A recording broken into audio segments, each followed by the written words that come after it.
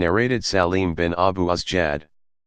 Jabir bin Abdullah said, the people became very thirsty on the day of Al-Hudaybiyah treaty. A small pot containing some water was in front of the Prophet peace be upon him, and when he had finished the ablution, the people rushed towards him. He asked, "What is wrong with you?"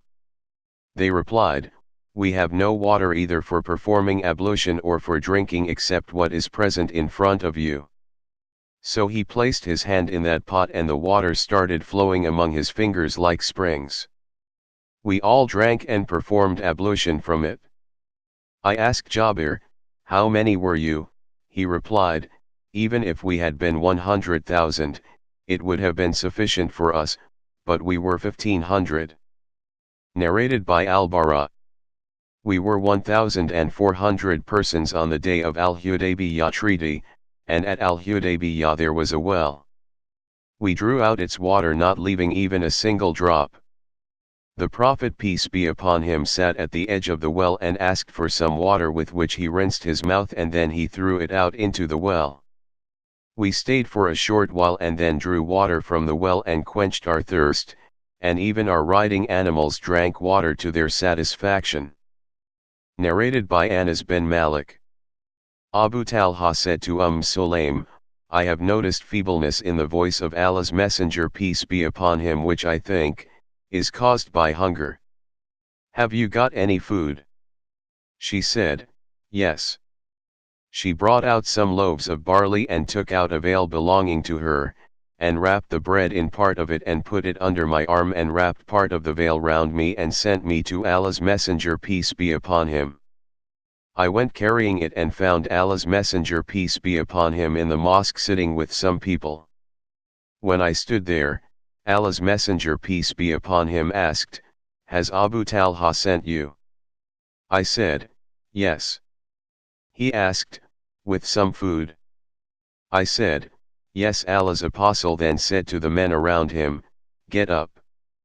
He set out, accompanied by them, and I went ahead of them till I reached Abu Talha and told him of the Prophet's visit. Abu Talha said, "O Sulaim, Allah's Messenger peace be upon him is coming with the people and we have no food to feed them." She said, "Allah and his apostle know better."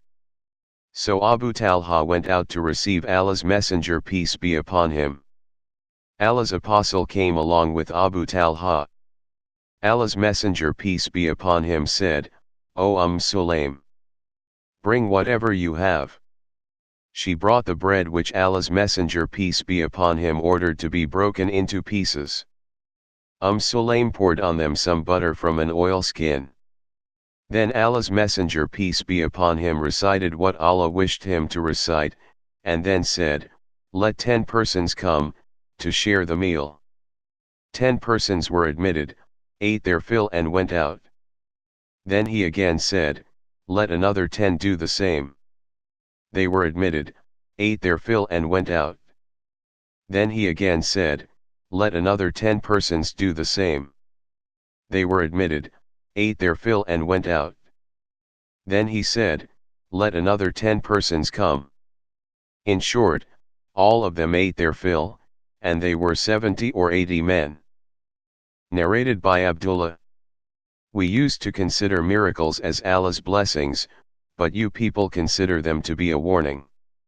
Once we were with Allah's Messenger peace be upon him on a journey, and we ran short of water. He said, "Bring the water remaining with you." The people brought a utensil containing a little water. He placed his hand in it and said, "Come to the blessed water, and the blessing is from Allah." I saw the water flowing from among the fingers of Allah's Messenger peace be upon him, and no doubt, we heard the meal glorifying Allah, when it was being eaten by him. Narrated by Jabir. My father had died in debt. So I came to the Prophet peace be upon him and said, "My father died leaving unpaid debts, and I have nothing except the yield of his date palms, and their yield for many years will not cover his debts. So please come with me, so that the creditors may not misbehave with me." The Prophet peace be upon him went round one of the heaps of dates and invoked Allah, and then did the same with another heap and sat on it and said, "Measure for them." He paid them their rights, and what remained was as much as had been paid to them.